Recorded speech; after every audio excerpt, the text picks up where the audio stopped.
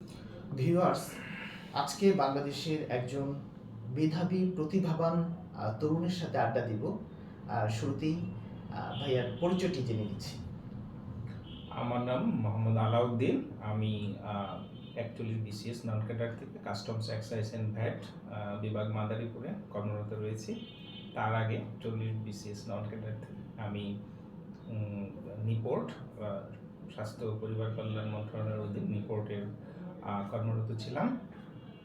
তো ভাইয়ার দেশের বাড়ি কোথায়? আমার হোম ডিস্ট্রিক্ট হচ্ছে কুমিল্লাতে। আর একটু যদি আপনার পড়াশোনা মানে প্রাথমিক স্কুল তারপরে মাধ্যমিক কোন কোন জায়গায় আপনি পড়াশোনা করেছেন? আমার পড়াশোনার হাতে খড়িটা শুরু হয়েছে গ্রামই।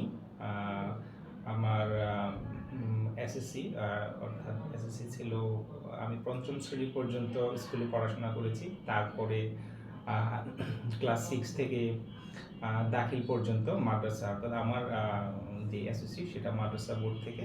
তারপরে এইচএসসি শুরু হয় Comilla Ispahani public school and college, Comilla সেনানিবাস থেকে। তারপরে আমার গ্র্যাজুয়েশন এবং পোস্ট গ্র্যাজুয়েশন দুটোই হচ্ছে ঢাকা বিশ্ববিদ্যালয়ের স্বাস্থ্য অর্থনীতি ইনস্টিটিউট থেকে আমি গ্র্যাজুয়েশন এবং পোস্ট গ্র্যাজুয়েশন সম্পন্ন করেছি। তাহলে তো আপনার পড়াশোনা দেশের সর্বোচ্চ বিশ্ববিদ্যালয়ে পড়াশোনা করেছেন। আরেকটি বিষয় জানবো যে আপনি তো বিসিএস দিয়েছেন, হ্যাঁ, দুটি বিসিএসই আপনি নন ক্যাডার হিসেবে একটি চাকরি পেয়েছেন। যে আপনার প্রথম বিসিএসটা কততম বিসিএস ছিল? আমার প্রথম বিসিএসটা ছিল 38 বিসিএস। 38 বিসিএস এর লিখিত পরীক্ষায় আমি অকৃতকার্য হই। পরবর্তীতে 40তম বিসিএস ততদিনে অনেক দূরে এগিয়ে যায়, ভাইবা সম্পন্ন করি এবং ওখান থেকে আমি জাতীয় জনসংখ্যা গবেষণা প্রতিষ্ঠান যেটা নিপোর্ট, ওখানে আমি হোম ইকোনমিস্ট পদে যোগদান করি। 31/3/2024 তারিখে আমার যোগদান ছিল।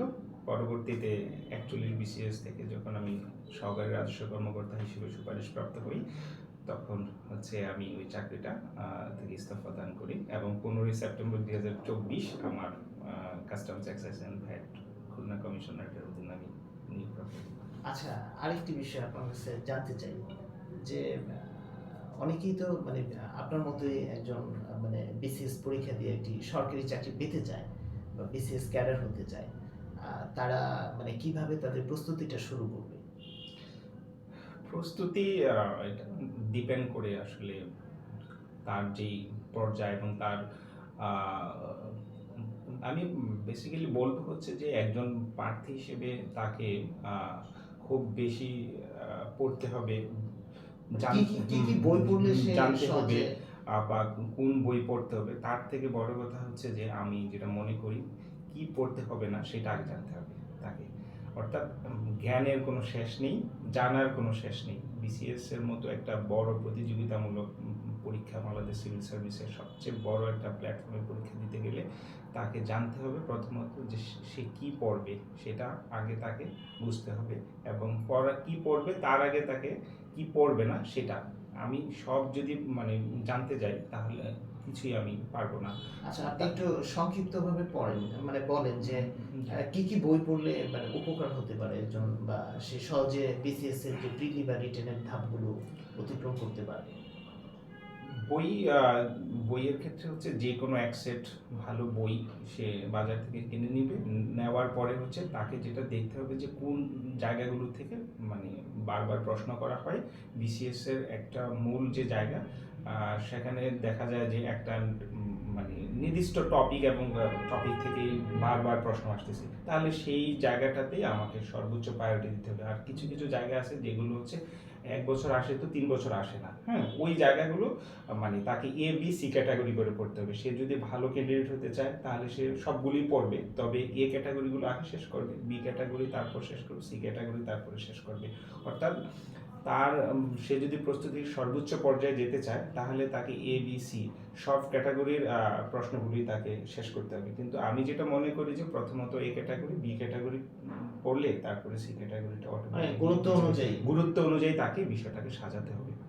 আচ্ছা, আরেকটি বিষয় আপনার কাছে জানি যে এই সমাজে আমাদের অনেক তরুণরা আছে, অনেকের মধ্যে একটি ধারণা আছে যে সরকারি চাকরি পেতে গেলে টাকা লাগে। আপনি কি তো বা বিসিএস এ অনেকে বলে যে প্রশ্ন ফাঁস হয় বা টাকা দিয়ে চাকরি নিচ্ছে, কিন্তু আপনি তো পরপর দুটি বিসিএস এর সরকারি চাকরি পেয়েছেন।